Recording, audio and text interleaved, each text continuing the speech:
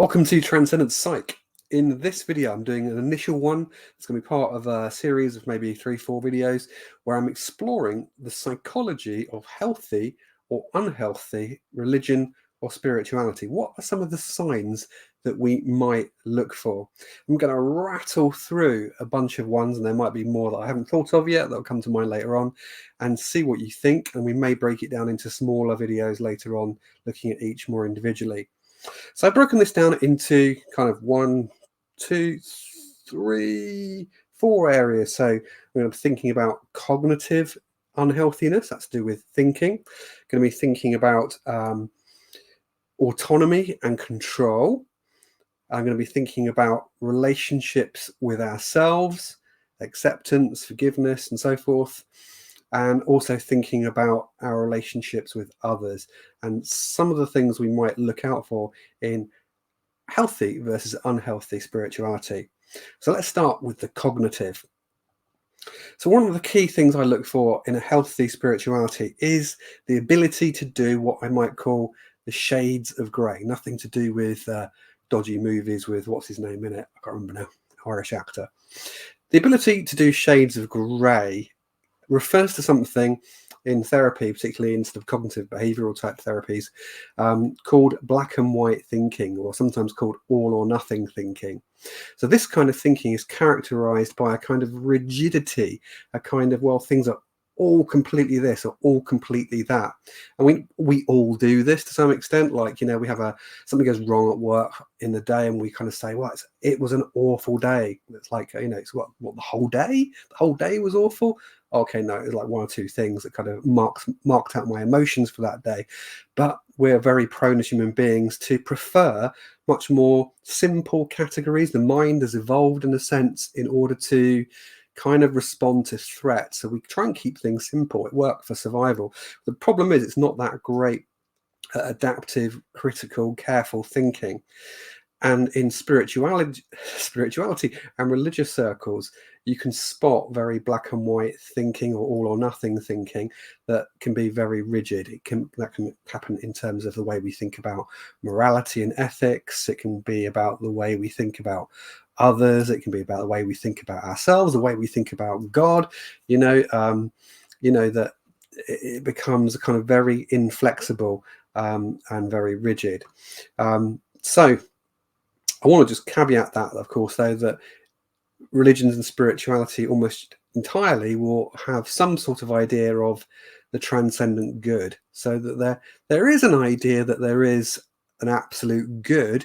However, the world in which we live in, the reality of the everyday world, is that it's always a mixture of kind of good and bad, pleasant and unpleasant, and so forth. Okay, but watch out for spiritualities and religions that push you towards all or nothing thinking and can't do that kind of shades of grey type thinking.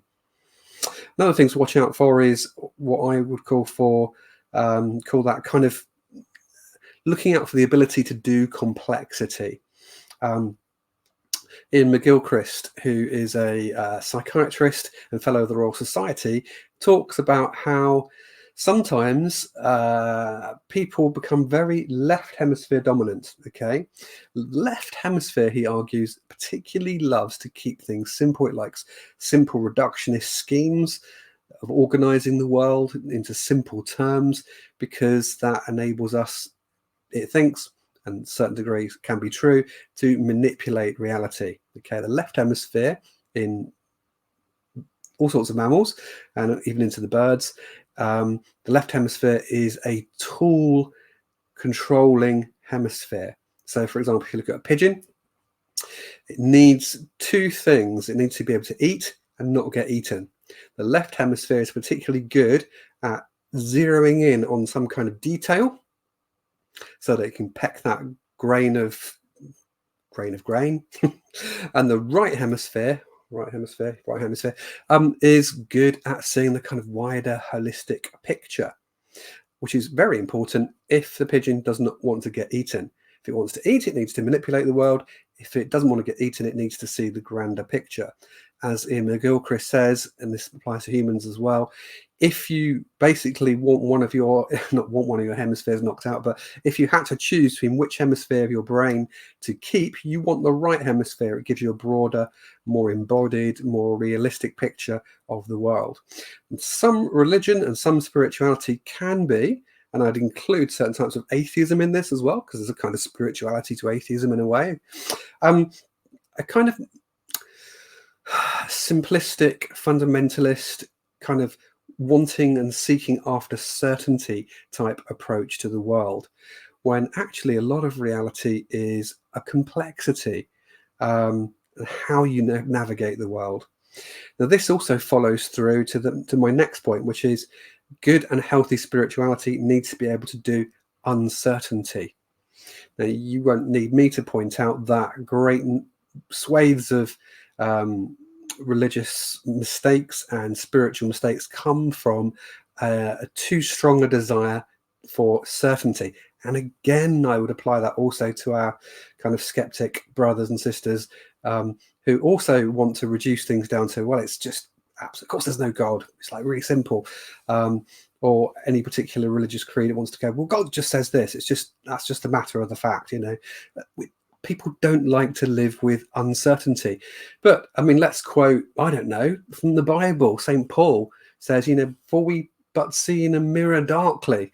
So here we have the great apostle of Christianity, the Apostle Paul, saying, I don't know everything. We don't grasp everything about God, about whatever. So, healthy spirituality and religion needs to be able to live with uncertainty. Next thing I want to look at, oh, by the way, on that uncertainty thing, the left hemisphere it much prefers certainty. And as Ian McGilchrist says, it tends to be kind of quite hubristic. The left hemisphere just thinks it knows far more than it knows, and thinks it can reduce everything down to these simplicities. It doesn't want to be told otherwise. And you see these strange stories. Ian McGilchrist talks about people that maybe have had right hemispheric strokes and they're left with their left hemisphere, and the doctor says something like, well, just going to lift your arm, and the patient says, no, it's not my arm, doctor. And the doctor says, no, yeah, it is your arm. And no, it's definitely not my arm. The left hemisphere is absolutely certain and thinks it knows what it's doing, and tends to be quite disembodied, up in its own head. We could think of another phrase to put that as well. Anyway, I won't. Next thing to say, corollary to that, is that the right hemisphere, and I would say healthy spirituality is probably going to be right hemispherically dominant, is marked by this kind of holistic, much more flexible, not overly simplified, not overly dogmatic type approach to reality and to the world. And also, we could say that the positive kind of cognitive approach of healthy spirituality is that it is principled. So when I'm saying we're not being dogmatic or overly simple in our ethics, we do want to be principled. And again, the right hemisphere is much better at that. The left hemisphere can justify and create rationales for just about anything it wants to do. But, we want a spirituality that is principled and value-led in its thinking, but not rigidly rules-based in its thinking. Now, I want to sing the praises of rules as well. Rules can be very helpful. Okay, so in the therapy world, we might talk to people about the rules, maybe the explicit rules people live by, or even the kind of subtler, implicit, hidden, unspoken rules people operate under. Usually you can kind of phrase it in a kind of if-then sentence, like, I don't know, in a normal life, it might be, if I'm not always nice to people, then people will reject me. But the trouble is, yeah, that might work in some situations. It doesn't work in all and every situations. For example, if you need to be assertive. In religious context, you might have if God's going to love me, then I must do this, must do X, Y, or Z, or I must pray X amount of times a day or X number of minutes a day if God is going to love me. Yeah, but does that cope with the realities of life? Okay. What about, how do you end up feeling spiritual still How do you end up, feeling so in touch with the divine when life makes that impossible for some reason, through an illness or through, I don't know, just some difficulties going on in your life? So we want to be principled and values led, but we don't want to be governed by rules. Rules are useful, like I said, but we've got to be able to flex our rules depending somewhat on the situation. But again, without compromising on our principles and good character. Okay, so that's me roughly talking about some of the cognitive things to watch out for. The next thing I want to come on to is autonomy and control. Now, we see this all the time in spirituality and religious circles.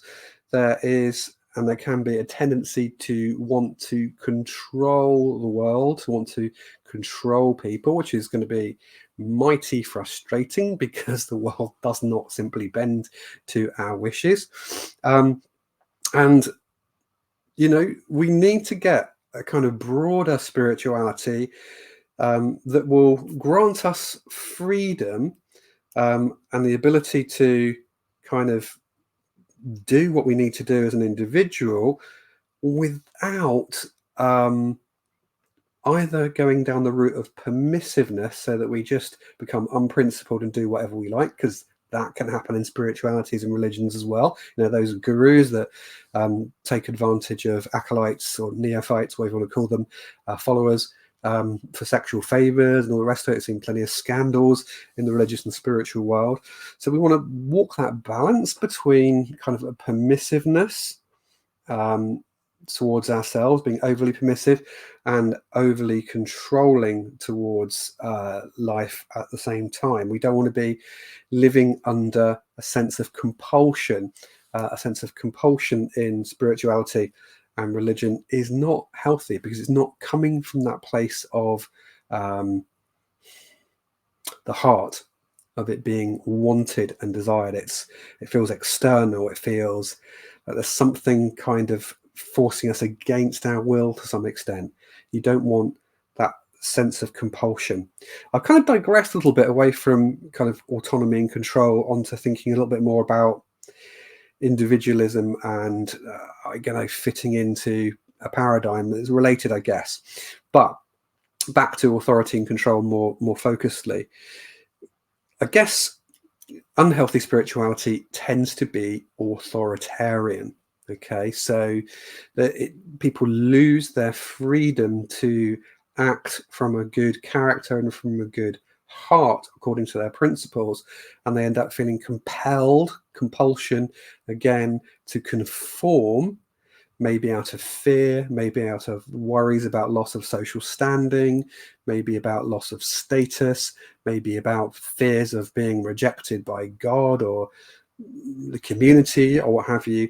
Authoritarian kind of group control is never healthy for people, because again, you've got kind of just a way of thinking and living that ends up dominating over individuals. So you've got individual situations and circumstances to think about, and it kind of short circuits that genuine spirituality that a person chooses to do good and to be the right kind of person, to develop virtue and the right and good character for themselves, because they see that virtue and good character as a good in itself, as a reward in itself. Okay, so yeah, religions and spirituality can, let's not get too theological here, but I mean, like ideas like heaven and hell, I don't want to get too much into debating that here, particularly about whether they're true or not. But what I definitely would say is that they can be abused. If it's all carrot and stick in your spirituality or your religion, then how much is that short-circuiting the genuine development of virtue of you as a character and as a human being with genuine love for God or love for your fellow man, etc. These things can't be compelled without becoming fake and artificial. And again, I suspect there's probably a left hemisphere thing going on there as well. So at the other end of the authoritarian spectrum, you've got that kind of permissive individualism in cognitive circles. Sometimes we think about permissive thinking. This is a particular failing maybe of the West, we might say in particular, but I'm sure it's global. That kind of overly entitling the individual. So at the same time as while I'm saying we don't want to group control and kind of force the individual not to be able to do things because they're genuinely wanting to do it in and of themselves and for themselves, and with a kind of autonomy, we also don't want to get a kind of individualism that really just crowns the individual to do what the heck they want, no matter what harm or good they do to others in the process, because that's going to then ride roughshod over other people's good. So yeah, getting that balance between authoritarianism and permissive individualism, you really want the individual to be kind of in that balanced place in the middle of, I've got agency.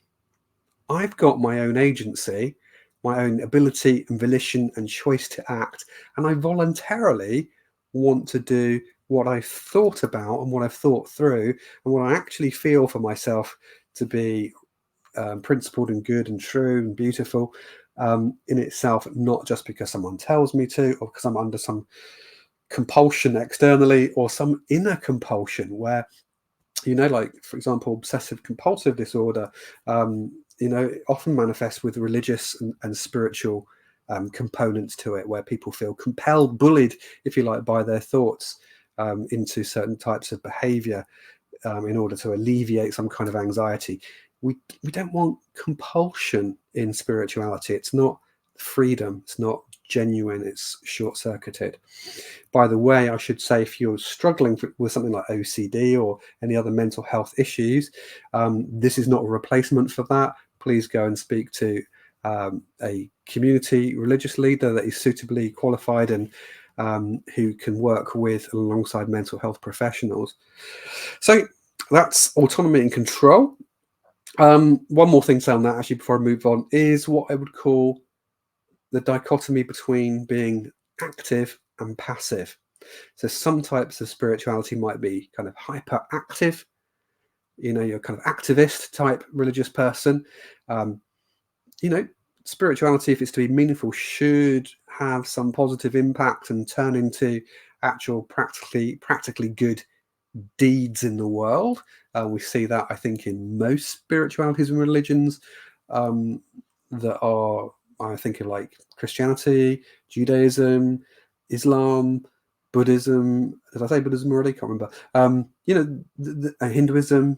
Like, actually, what we profess should turn into actual action.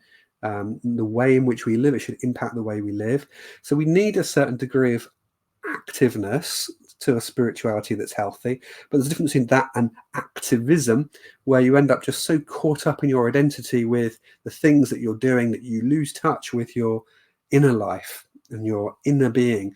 Back to, again, what I was saying about that, the place of the heart and not having compulsion, and it being felt and real and true and genuine and authentic. So the other side of being overly kind of activist minded, and again, I've got a more Christian background. I'm thinking the problem with activism, for example, an example of that. Sorry, I'm digressing. Come looping back around. The part of the problem with that, as St. Paul says in his famous passage in his letter to the Corinthians that was read out at Lady Diana's funeral, and he says, if I have not love, I could I don't know, prophesy, I could have a faith that moves mountains, I could heal the sick, etc. But if I have not love, I am merely a clanging cymbal, and I profit nothing. He says, give all my riches away, I could surrender my body to the flames, but if I have not love, I gain nothing. That actually it really is important to have that inner reality. Otherwise, you could get your spirituality acted out by an AI bot in the future. Does that make it spiritual? It's just a machine. You don't want a machine-like spirituality. Back to the left hemisphere again, interestingly. At the other end, though, we have passivity, and there are kind of spiritualities that are much more passive. You can see them, they've had their times in the East and in the West. So that's where, you know, for example, I don't know, like extreme Quakerism, etc., or I can't remember the name now. They were called Quietists, I think. I can't remember what century they were in now. Where they would sit around in a meeting and they would do nothing, you know, unless God told them to specifically do it. You know, do you kind of pray to God in the morning which order you should put your socks in, you know, or do you, you know, should your spirituality assume a certain intelligence that you've already got and a certain common sense? Anyway, but also in the East, some practices can be very kind of passive and more kind of overly focused sometimes in their extreme forms on the inner, to the expense of being an agent that can actively be a blessing, be a good contributor to the world and to those around them. So yes, be neither overly active nor passive. You want to get that kind of middle position where your spirituality is genuine and has an inner true dimension. You're in touch with what you care about and what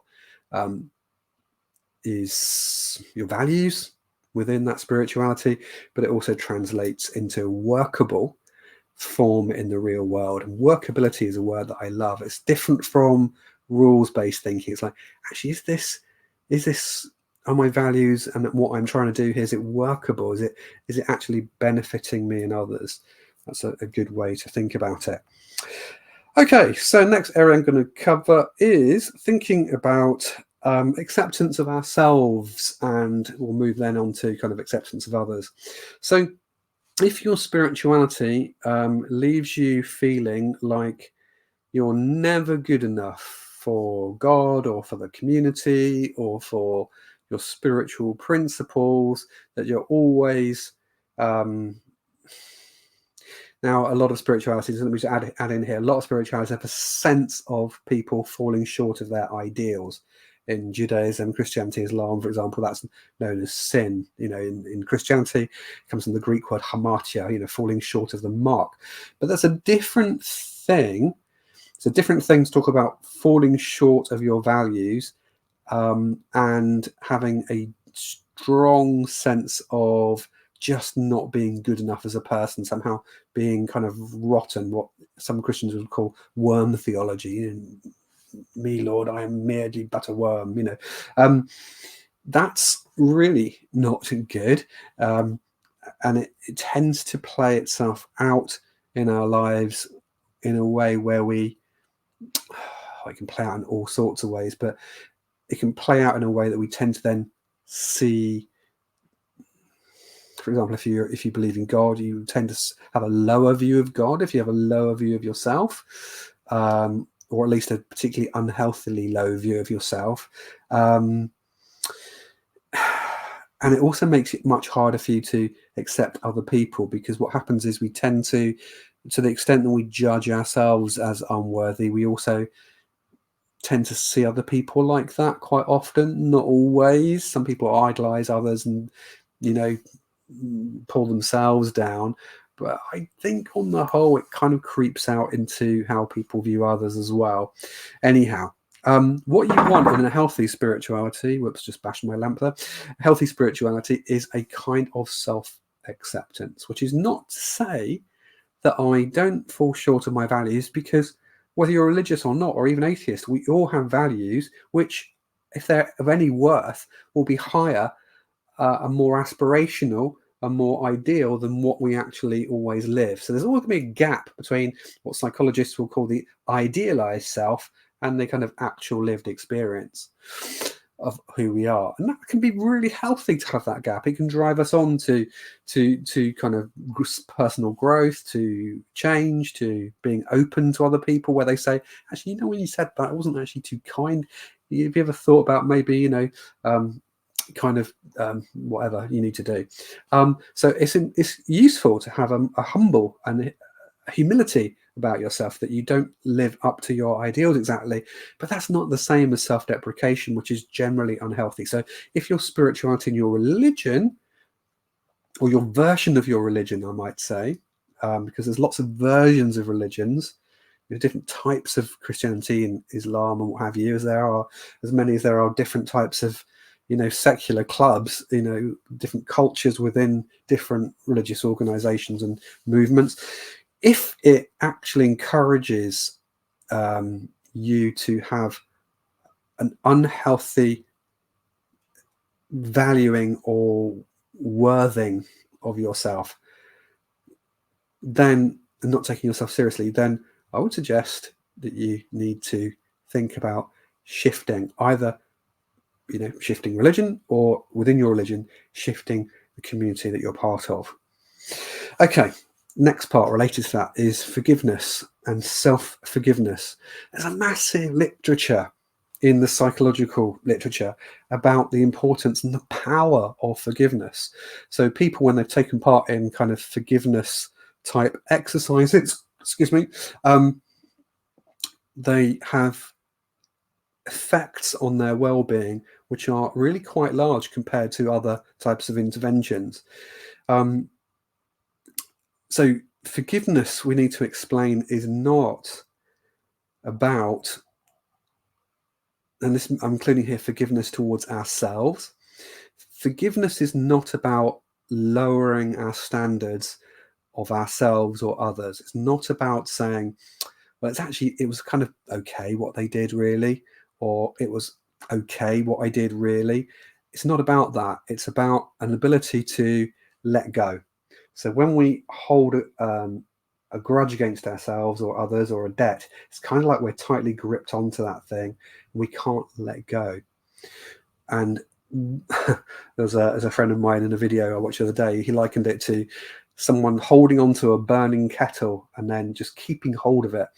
It's just not healthy. It's us that gets burnt when we hold on to resentments towards ourselves or towards others. It's a key part of acceptance and accepting other people, and being self-accepting. Now, I want to add, there are some things that people go through that a lot of people will turn around and say, well, there should be no forgiveness for such and such an action. Almost as if to urge someone to forgive is to sort of condone the crime that was made against that person. But I want to say, actually, the forgiveness is not about them. The forgiveness is about you. It's about you not being held by it. Because as long as we're holding on to something that someone else has done, it's not particularly that we've got a grip over them. 9 times out of 10, the other person's getting on with their life, or they're oblivious, right? But it's the hold it still has on us. We're still attached to the crime that was done to us, or the hurt, or whatever it is. So forgiveness is about release. It's about loosening or letting go. Okay, so there was something else I was going to say there, but I've completely let go of it and forgotten it. So anyway, let's move on. So we want to be, in our attitude towards ourselves, in what we call acceptance, and this applies to others as well. We want to get a balance between being perfectionistic and being self-indulgent.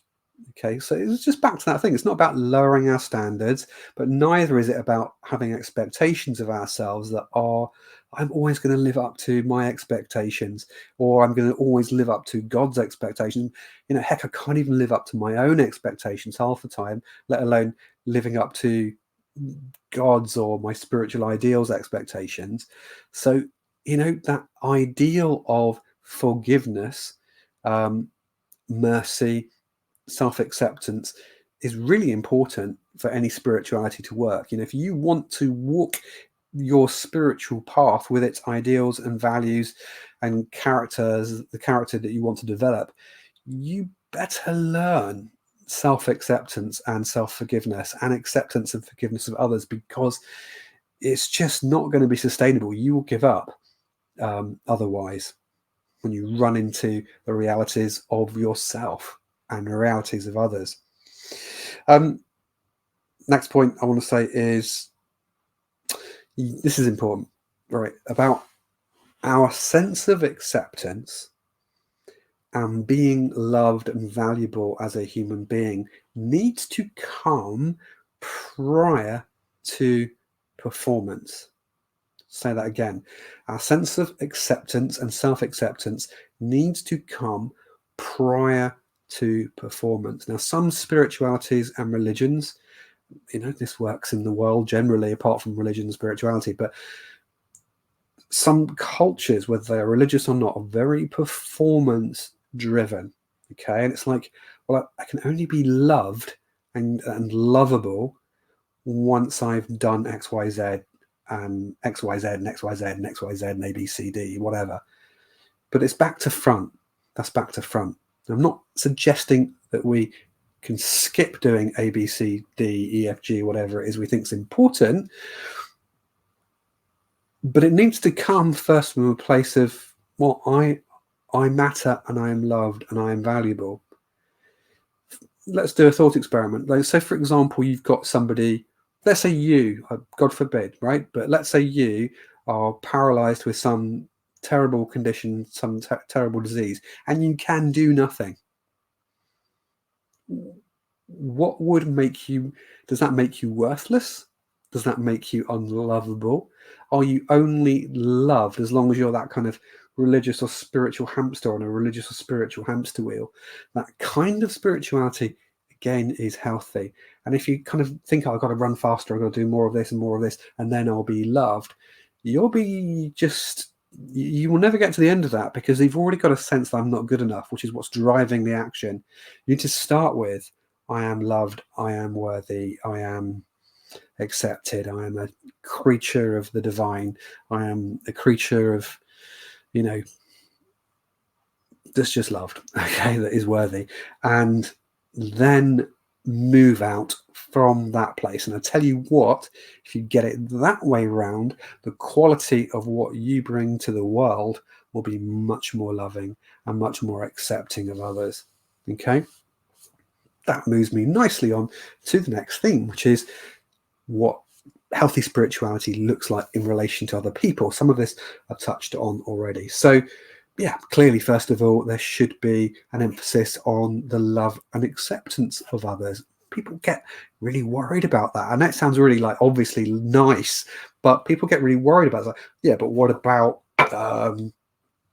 X person, Y person, Hitler, terrible people in the world? If we just loving and accepting of people, wasn't that going to mean we're going to indulge evil and bad actions and terrible crimes and stuff like that? I don't think so. It's not about accepting everything people do and loving everything people do. This is just about having a basic disposition of wanting to benefit other people. Sometimes, of course, that means you might need to challenge somebody on their behavior. It doesn't just mean being nice, but being accepting to others. We might need to be assertive, for example. Healthy spirituality, I would suggest, has a respect for choice, and for individuals' choices, as long as those individual choices are not detrimental and harmful to others. Therein ensues massive moral debates around what is actually good, but I don't need to get into that. But the broad principle, I would suggest, healthy spirituality has a respect for people's choice. Unhealthy spirituality and religion does not. We're back to compulsion again, the short-circuiting of the will and the heart. Healthy spirituality and religion, I think, also sees others as they are, without grouping them and without reducing people. We don't other people. We don't, that concept of othering. Love and care and respect entail a kind of listening. I don't just mean literally the words of people, but letting the real person show up in your perception of them, making space to see people and not just to see them through the lens that you or society might bring to them. So, for example, I don't know, in between religious community, like seeing people as just is an atheist, or seeing people as like, oh, they're a Muslim, or seeing people as, oh, he's a Christian, those kinds of attitudes. If your spirituality engenders that in you, then it's going to be making you less respectful, less kind, less merciful, less loving as a person, and consequently, I would say less spiritual and less religious. Okay, next thing to mention is just a couple more and we are done for this video. So I wanted just to briefly talk about what I would call realism about others as a corollary of what I was just saying, really, rather than idealization. So we all know, if we look at cults, one of the main ways in which cults and religions go wrong is there's kind of idealization of a leader without the ability to really see them for what they are. Coming from my own background, Christianity tradition, you've got that kind of Jesus saying, by their fruits you will know them. Or people might come to you as as wolves in sheep's clothing. Don't just be impressed by people's charisma, by their outward charm, by their credentials, by their scholarly accolades, by their media profile, their social media followers, their clothes, their looks, all the things that people value, the outside signs of people. Look actually at the vibe you get from them. Does this feel like somebody who actually cares, and actually cares not because of something they want from me, but they just care about me and they've got space to see me for who I am? Really look at leaders and don't be afraid to, I think, listen to them in the sense I mentioned a minute ago about showing that respect to people, where you respect them enough to listen out for what they're really about, what really makes them tick. And all human beings, I don't care who you're talking about, all human beings are human. Okay, so we are going to have, strengths and weaknesses. So religious leaders, you need to watch out in the communities you're in and think about, actually, am I idealizing? Like, I should just clarify, like, for example, like Christians might idealize Jesus, so let's set aside that as a human being. Like Muslims are going to idealize Muhammad, so we're going to set aside perhaps questions about these people around kind of who they were. But I'm just talking here about ordinary leaders around us, like in our spiritual communities, like our gurus and the people that we might see online that we might follow, and in churches or mosques or wherever. Actually, realize this person is a human being. They've got feet made of clay. They can make mistakes as much as you can. As much as you can, they fall short of their ideals. So don't idealize them. Try and be realistic about others. Last couple of things.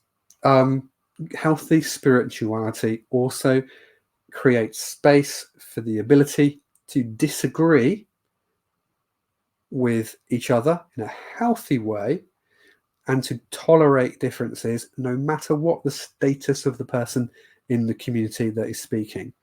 If you are coming across people in your community who have no respect for disagreement, no room to let you disagree, and to respect your difference of opinion on a matter, and to tolerate differences between people, it's okay to have, strong opinions and to have clear opinions. I'm happy, that's fine. That can be healthy. You want real debate and real genuineness in people, but we've got to be allowed to agree to disagree, and our primary thing should be to care about people and not truths or facts or doctrines or assertions or spiritual ideologies or what have you, right? What a big test for me about a psychologically healthy spirituality is, do you care about the person in front of you? A friend of mine years ago said, what was it? People, I'm trying to get this right, people care far less about what you know, or people don't care about what you know until they know how much you care. And I think that's really important. You know, what is this person only interested in kind of trying to persuade you into their lifestyle, into their practices, into their way of seeing the world, or do they actually care about you? And will they let you make up your own mind, or they could try to compel you in some way to fit into their system? And is their care for you conditioned upon you falling into line with them? Watch out for that. Okay, I might go into some of these in some more detail at some point, but I think this is a good place to stop. Please do, because it really helps this channel. Please do subscribe, because YouTube loves an algorithm, works on algorithms, no human beings behind it. I don't know. It's just machines, left hemisphere, whatever. And they just kind of, people like stuff and subscribe to it, put comments in. That helps us to grow. But I actually also genuinely, from the heart, want to know what you think, and I try to dialogue with people and engage people in the comments section. So please do take part, and I'll let you disagree with me. I'm happy for you to disagree with me. I will agree to disagree with you, whatever. Please challenge me, whatever. Have a great evening, morning, afternoon, wherever you are, whatever you're doing. God bless. Or whatever your spirituality is, the cosmos, the universe, whatever you believe. See you soon. Bye.